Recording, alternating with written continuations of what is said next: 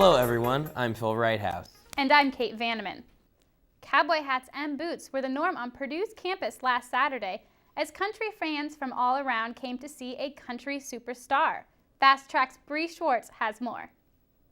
On Saturday night, the Purdue Elliott Hall of Music went from a quiet venue to a packed concert hall ready to rock. The seats were filled as the country star Gary Allan took the stage. Fans from all ages came to see the national act play hit songs like Learning How to Bend, which was released last year. And don't forget Gary Allan's opening act, country crossover Darius Rucker, who got students in these seats pumped up and on their feet. Many people know Darius Rucker as the lead singer from his hit 1990s band, Hootie and the Blowfish. Both Rucker and Allan left the crowd ecstatic and wanting more even after the 3-hour impactful show. Some of the concert's success can be credited to Purdue Student Concert Committee, who were also lucky enough to grab a few pics with the night's country superstars. Reporting for Fast Track, I'm Bree Swartz.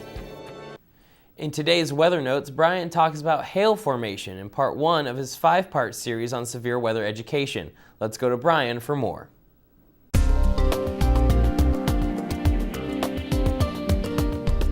In this week's weather notes, we're going to talk about hail and how it forms and where it tends to form in thunderstorms. Now first, let's start with the definition of hail. The National Weather Service calls it the showery precipitation in the form of irregular pellets or balls of ice more than 5 millimeters in diameter, usually falling from the bottom of a cumulonimbus cloud. And you can see a few hailstones here as compared with a baseball. So how does hail form? Well, here's a map for you. This is a typical cumulonimbus cloud. You got the Incus and the Mammatus clouds over here. The red line that you see is the updraft in the thunderstorm, and the blue lines are the downdrafts. Now, what happens is you get these ice pellets, and as they go up the updraft, is what they do is they gain a coating of supercooled water, which freezes. And the more times they go up and down, up this updraft and down this downdraft, the more layers they form, thus the bigger they get. And then also in a thunderstorm, you can see down here, the hail size diminishes the farther away from the thunderstorm updraft that you get, and then it turns into heavier rain, and the rain gets lighter before it finally goes to virga. So let's look at two different kinds of hail growth. First, you can see this picture here. We've got this cloudy opaque area and then this clear area. Now, we're going to talk about wet growth. That is when the surface temperature of the hailstone is right around freezing, 32 degrees Fahrenheit. And what that causes is a very low freezing rate. So you'll see a clear layer of ice form, thus what you're seeing right here. Then we also have a form of growth called dry growth. Now, what this is, you get the temperature that is less than freezing, so there's a very high freezing rate. So it traps small bubbles in the hailstone, and what that does is that causes that opaque layer that you see here, that white coloring. Now, just for a little tidbit of information, the heaviest hailstone ever recorded. So let's check this out. It was in Coffeyville, Kansas, September 3rd, 1970. Look at the diameter on this hailstone, 5.7 inches. It weighed in at 1.67 pounds, and it was estimated that its impact speed when it reached the surface of the earth was, yes, you're seeing that correctly, right around 100 miles per hour. So here it is. Here's the picture. Yes, you're seeing this correct. This is an arm, this is a hand, this is an egg, and this is that hailstone. So yes, we do have some wild weather here in the state of Indiana, but thankfully we don't see very much of this. So tune in next week as we're going to have series part 2 of our severe weather outlook and different things to watch out for. But for now, let's send it back to the studio. Now here's this week's community calendar.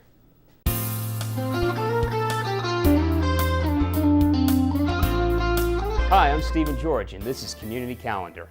The event called Difficult Dialogues, Race and Queer Identity feature will be held March 11th at 2 p.m. in BCC Multipurpose Room 1. This is the latest feature in the series designed to discuss social issues that intersect racial ones. The Purdue Bands and Orchestra is sponsoring the free event Impersonations in the Elliott Hall of Music March 8th at 2:30 p.m. Feel free to come and explore the works of Percy Granger while the band performs David Halsinger and Clifton Williams. A research seminar is being held on March 13th from 12 p.m. to 1 p.m. in Beering Hall, room 1255. This topic for the seminar will be thesis and dissertation format preparation and procedures. These seminars are free and open to everyone. If you're interested in a job, you may want to consider becoming an intramural sports official. The callouts for positions in softball and soccer will be held in Stewart Center Room 206 on March 9th at 6 p.m. The Big Ten Career Expo is a career fair that pairs the talents of the Big Ten universities with the staffing needs of industry-leading companies. It will be on March 13th from 9 a.m. to 3 p.m. in the Union Station at Indianapolis, Indiana.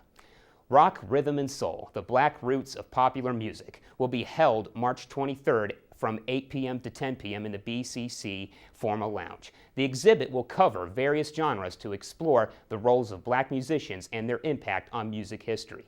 Come and support our fellow Boilermakers in the Big Ten tournaments for both the women and men basketball teams. Both will be competing within Conseco Fieldhouse in Indianapolis.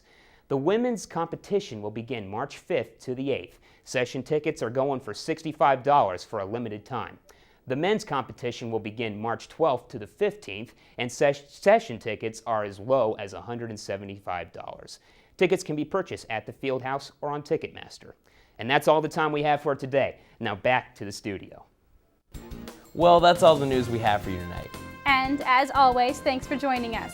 Be sure to stop by our website at web.ics.purdue.edu/fasttrack. Good night, everyone.